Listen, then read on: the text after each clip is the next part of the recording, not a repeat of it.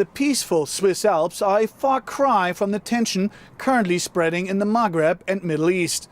While the Arab street flexes its muscles, Arab leaders are stressing the need for stability and economic integration in the face of investor jitters.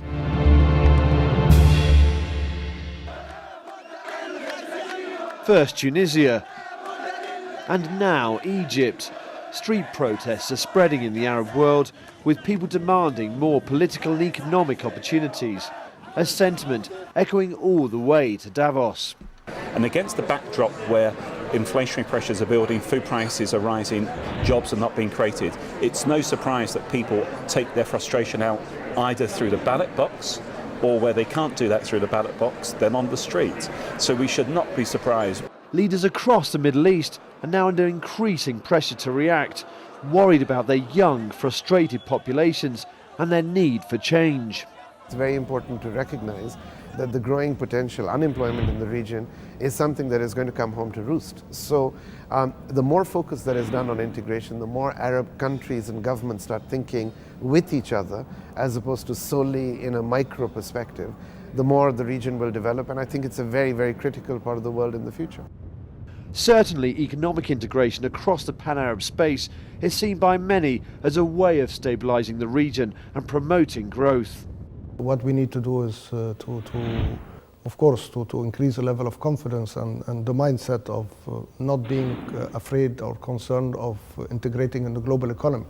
That fear of trying to put a fence around us historically and not being integrated is one of our biggest obstacles today. There are opportunities, there are aspects of good development opportunities if the Arab countries manage to get together, mobilize their resources, get their infrastructure established to connect the markets and to connect these markets with the world economy at large. One vehicle is GAFTA, or the Greater Arab Free Trade Area. 17 countries are now members. In its 13th year, it's still trying to match other regional trading blocs from Southeast Asia to North America. In my opinion, it's a political will. What we are looking for is ultimately to become an economic bloc like NAFTA or like the European Union or the like. This is the ultimate goal. Is it going to happen quickly?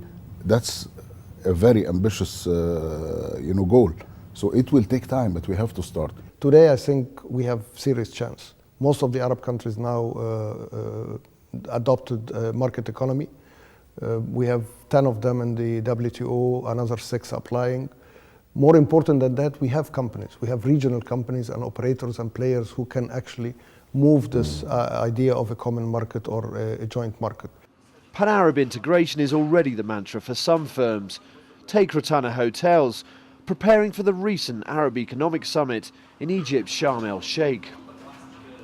During this conference, we also seek the assistance of our colleagues from the Rotana Group in the Middle East, in the UAE, in Lebanon, in Syria. So I think this diversity, this what really makes us unique. The company employs over 10,000 people across 41 hotels from all the Arab countries. Nearly 30 more properties will open in the next few years. The challenge today is to get the right people and to train them and to give them all the incentive. There's so much things in the Arab world with the money they have and with the human resources they have, they can really, utilize all these unemployed people in this part of the world. It's not just about jobs, but developing infrastructure, roads, rail, electricity and telecoms that will then facilitate better trade within the Arab world. Bilateral investment between the Arab countries and each other does not exceed 7% of the funds flowing to the international markets from the Arab world. And at the same time, the bilateral trade is only 12%. This is meager as compared to the potential that those Arab countries can do. New flows of wealth and investment within GAFTA could usher in a new era of stability in the Middle East. One of the biggest obstacles, of course, is some of the massive differences in the level of economy between the Arab countries. You have some very rich countries and you have some very poor countries. And I don't think there is enough mechanism to handle that. That's why the Arab world is in a race against time. Mindsets need to change, backed up by action, both on the economic and political front.